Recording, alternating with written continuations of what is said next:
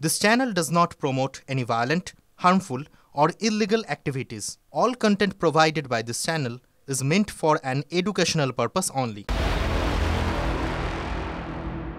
যখন রাত দখলের দ্বিতীয় দফা দেখছি আমরা, নাগরিক সমাজ সাধারণ মানুষের স্বতঃস্ফূর্ত প্রতিবাদ দেখছি আমরা, সেই সময়েও একটা নক্কারজনক ঘটনা মাথা ভাঙায়। প্রতিবাদী প্রবীণ মহিলাদের মারধর তৃণমূল কর্মীদের, রাত দখল আটকাতে রাস্তা দখল করে তৃণমূল নেতা কর্মীরা। অভিযোগ, ধাক্কা মেরে মারধর করে প্রতিবাদীদের সরিয়ে এলাকা ফাঁকা করে দেয় শাসক দল। Fair and bright night and day cream, ত্বক থাকবে ব্রাইট সারাদিন, পলিউশন ফ্রি, ঠিক যেন রাতের ফোঁটা সাদা ফুল। সারাদিন হ্যাপি ব্রাইট স্কিন। ছবি দেখাচ্ছি আপনাদের। মাথাভাঙা টাউন তৃণমূল সভাপতি বিশ্বজিৎ রায়, তার বিরুদ্ধে হামলার অভিযোগ উঠেছে। রাস্তায় জল ঢেলে চুনকাম করে প্রতিবাদীদের আঁকা ছবি মোছা হয়, নিভিয়ে দেওয়া হয় প্রতিবাদীদের হাতের মোমবাতি। যাবতীয় অভিযোগ শাসক দলের কর্মীদের বিরুদ্ধে। কোচবিহারের মাথাভাঙায় জনতার তীব্র অসন্তোষ, প্রতিবাদীদের মনোবল ভাঙতে শাসকের গা জোয়ারির অভিযোগ। কিন্তু যদি তিলোত্তমার ছবি আঁকে রাস্তার উপরে, তাহলে এই রাস্তা দিয়ে অনেক লোক হাঁটবে, চলবে, সেই ছবিটার উপর পাড়া পড়বে। যারা এঁকেছে, যদি এঁকে থাকে ছবিটা, এদের কোনো কাণ্ডজ্ঞান আছে যে রাস্তার উপরে ওই তিলোত্তমার ছবি আঁকা যায়, যেদিকে হচ্ছে মানুষ চলাচল করবে, হাঁটবে? আমি জানি না, কিন্তু যদি করে থাকে এটা কাণ্ডজ্ঞানহীন। আমরা জাস্টিস চাই, আমরাও চাই জাস্টিস, কিন্তু এই জাস্টিসের নাম করে সিপিএম এবং বিজেপির কিছু দালাল একটা অন্য খেলা খেলতে চাচ্ছে এবং সিবিআই ডিলে করছে। আমরা এটারও নিন্দা করছি।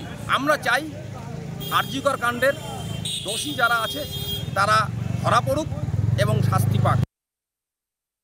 এটাকে তীব্র প্রতিবাদ করছি, নিন্দা জানানোর কোনো ভাষা নেই।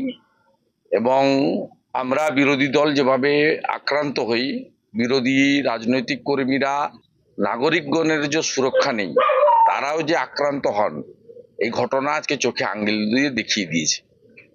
এবং প্রতিবাদী জনতা, সচেতন নাগরিক, এরা কাউকে ছাড়ছে না। এবং যে বর্বরচিত ভাষায় আজকে মাথাভাঙার দৃশ্য পশ্চিমবঙ্গের লোক দেখেছে, এটা একটা কথাই বলা যায়, ছি মমতা, ছি মমতা। এটা হয়েছে পুলিশের জন্য। এবং এইটা যে আক্রমণের ঘটনা ঘটবে, এটা জেলার পুলিশ সুপার দ্যুতিমান ভট্টাচার্য জানতেন। তিনি স্থানীয় আইসিকে বলেছেন তৃণমূল কংগ্রেসের কোনো জমায়েত, বিক্ষোভ, বাধা দানে বাধা দেওয়া যাবে না। হেমন্ত শর্মা, তার হাত পা কার্যত বেঁধে দেওয়া হয়েছিল এসপির নির্দেশে। এবং এই কাজগুলো অরবিন্দ মিনা, ওখানকার ডিএম আর জেলা পুলিশ সুপার মিলেই করছেন। মুখ্যমন্ত্রী বুঝুন যে তিনি নাকি উই ওয়ান্ট জাস্টিস বলে রাস্তায় নেমেছিলেন।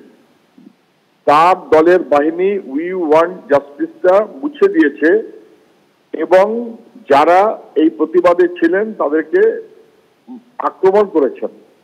কেন আক্রমণ করেছেন তার ব্যাখ্যা দিয়েছেন। ওরা মুখ্যমন্ত্রী রেজিগনেশন চেয়েছে কেন? মানে মানুষ কি বলবে, কি প্রতিবাদ করবে, এটা ওরা ঠিক করে দেবে। আসলে মানুষ চুপ করে থাকুক, মানুষ প্রজার মতন থাকুক, মাথা নিচু করে থাকুক। মানুষ ভাববে কেন, বলবে কেন, প্রতিবাদ করবে কেন? এই যে স্বৈরাচারী মনোভাব, তার প্রতিফলন। প্রথম যেদিন রাত দখলের প্রোগ্রাম হয়, কর্মসূচি হয়, গোটা রাজ্য জুড়ে দেশ দেখেছে 14ই আগস্ট।